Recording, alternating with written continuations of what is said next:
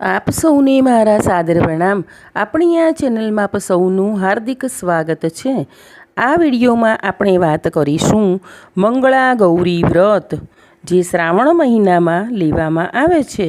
સૌપ્રથમ આપણે આ વ્રતની વિધિ જોઈ લઈએ. પવિત્ર એવા શ્રાવણ મહિનાના પહેલા મંગળવારથી છેલ્લા મંગળવાર સુધી આ વ્રત કરવામાં આવે છે. સવારે સૂરજનો ઉદય થયા પહેલાં સ્નાન વગેરેથી પરવારી પાર્વતીજી માતાની પૂજા કરવી, અને જો બની શકે તો ઉપવાસ કરવો, અને નહીંતર વ્રતની વાર્તા સાંભળવી તથા એકટાણું જમવું. વેવિશાળ થયેલી કન્યા પણ આ વ્રત કરી શકે છે, અને સુહાગણ સ્ત્રીઓ પોતાના પતિના આયુષ્ય માટે, સુખ સમૃદ્ધિ માટે તેમજ સંતાન પ્રાપ્તિ માટે પણ આ વ્રત કરે છે. હવે આપણે વાર્તા સાંભળીશું. રૂપાવતી નામના ગામમાં ધરમચંદ નામના એક વણિક રહેતા હતા. તેની પત્નીનું નામ તારામતી હતું, અને એ પણ ખૂબ જ ધર્મિષ્ઠ હતી. એક સાધુ રોજ તે વણિકના ઘરે ભિક્ષા લેવા માટે આવે, પણ ભિક્ષા લીધા વગર જ પાછા ચાલ્યા જાય.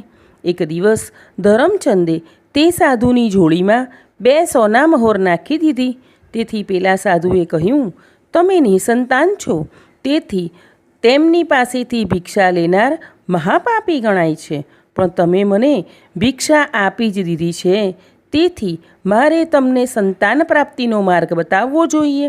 તેથી તમે પૂર્વ દિશામાં એક ઘોર જંગલમાં માતા પાર્વતીજીનું મંદિર છે, તો ત્યાં જઈને તમે પાર્વતી માતાને પ્રસન્ન કરો.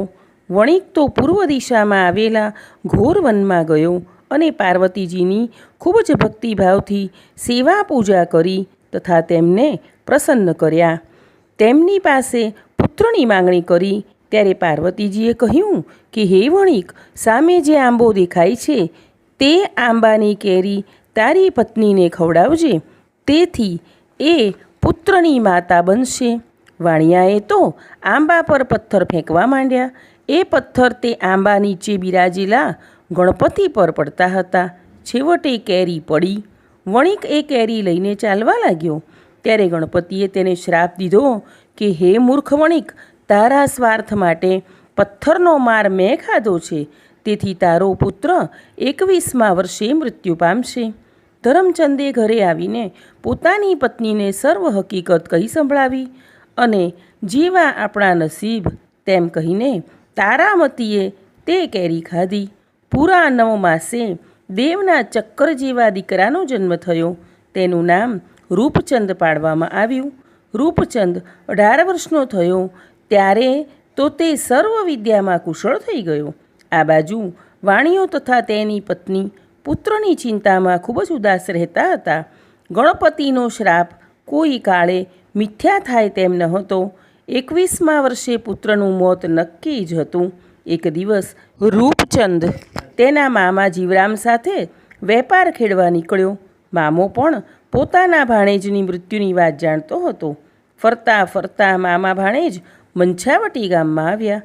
પાદરે ટીમણ કરવા બેઠા.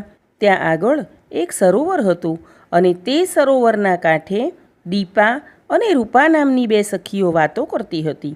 રૂપા, તું મંગળા ગૌરીનું વ્રત જરૂર કરજે. જે સ્ત્રી આ વ્રત કરે છે તેનો સુહાગ અમર રહે છે.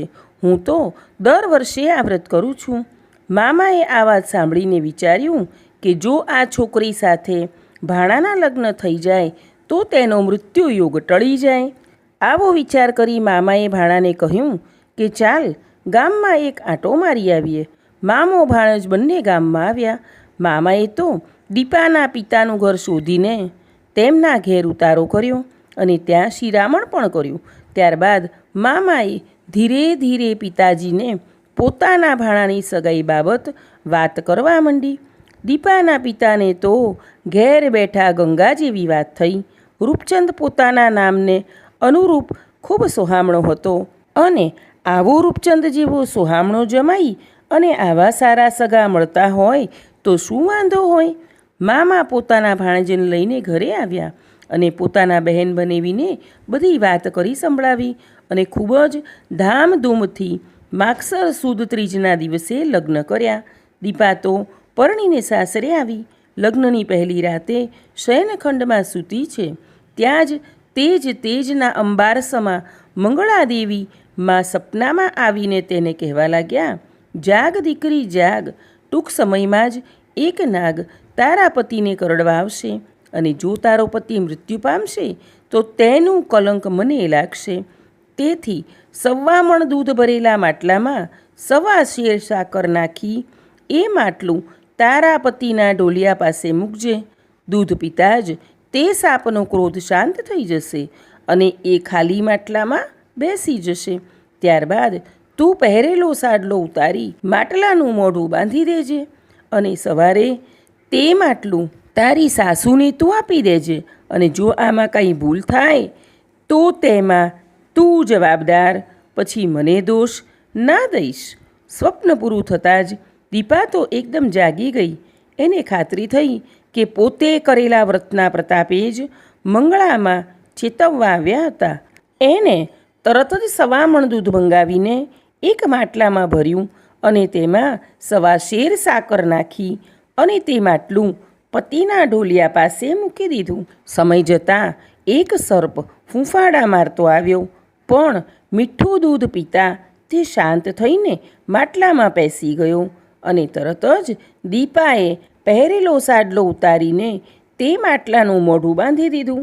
સવારે એ માટલું સાસુને આપ્યું અને બધી વાત કરી.